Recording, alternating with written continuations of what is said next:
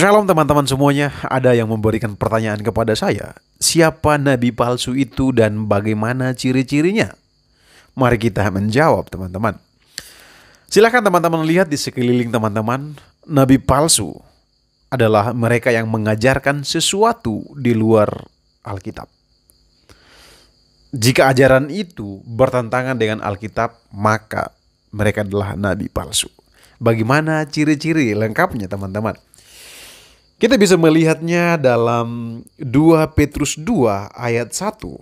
Di sini dijelaskan, sebagaimana nabi-nabi palsu dahulu tampil di tengah-tengah umat Allah, demikian pula di antara kamu akan ada guru-guru palsu. Mereka akan memasukkan pengajaran-pengajaran sesat yang membinasakan, bahkan mereka akan menyangkal penguasa yang telah menebus mereka, dan dengan jalan demikian segera mendatangkan kebinasaan atas diri mereka. Jadi ciri-cirinya adalah mereka yang tidak terima bahwa keselamatan itu dikerjakan oleh Allah melalui Yesus Kristus. Mereka menolak keselamatan di dalam Yesus Kristus. Itu ciri-ciri pertama. Ciri-ciri kedua nabi palsu adalah kita bisa melihatnya di dalam Ulangan 18 ayat yang ke-20. Tetapi seorang nabi yang terlalu berani untuk mengucapkan demi namaku perkataan yang tidak kuperintahkan untuk dikatakan olehnya, atau yang berkata demi nama Allah lain, nabi itu harus mati. Jadi nabi palsu, ciri-cirinya adalah dia mengajarkan Allah lain selain Allah yang diceritakan di dalam Alkitab, Yahweh, Allah Israel.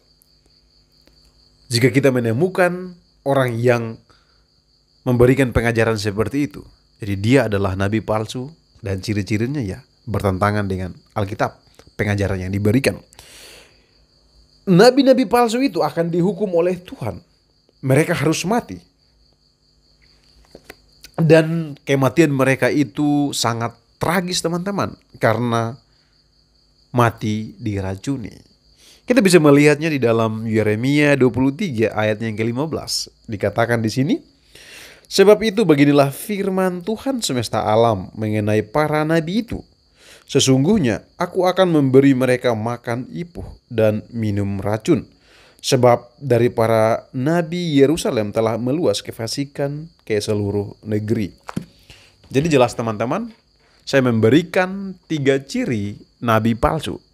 Ciri pertama adalah dia menentang keselamatan hanya ada di dalam Yesus Kristus. Mereka tidak suka bahwa manusia itu berdosa dan membutuhkan penebusan. Penebusan itu tidak bisa dikerjakan oleh orang lain, bahkan diri kita sendiri. Melainkan hanya Allah sendiri yang mampu melakukan itu. Sehingga Allah berinisiatif, berinkarnasi menjadi manusia, Yesus Kristus. Mati, bangkit, naik ke surga. Semuanya itu dilakukan untuk menyelesaikan dosa-dosa kita. Seharusnya kita yang mati, tapi Allah menggantikan posisi kita untuk dihukum.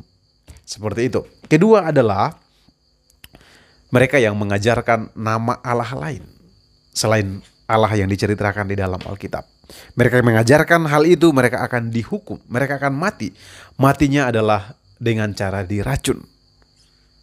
Itu jelas teman-teman. Jadi kita lebih waspada lagi sebagai orang Kristen. Kita lebih waspada sehingga kita tidak mudah dipengaruhi oleh siapapun. Ketika orang datang memberikan ajaran yang lain selain ajaran yang ada dalam Alkitab, maka kita perlu menolak semuanya itu. Karena itu adalah nabi-nabi palsu. Itu adalah guru-guru palsu yang akan menyesatkan setiap kita. Baik teman-teman, semoga apa yang saya jelaskan ini teman-teman pahami, sehingga kita mudah mendeteksi siapa nabi-nabi palsu itu, siapa guru-guru palsu itu, sehingga kita tidak disesatkan oleh mereka. Sekian yang saya sampaikan teman-teman. Tuhan Yesus memberkati.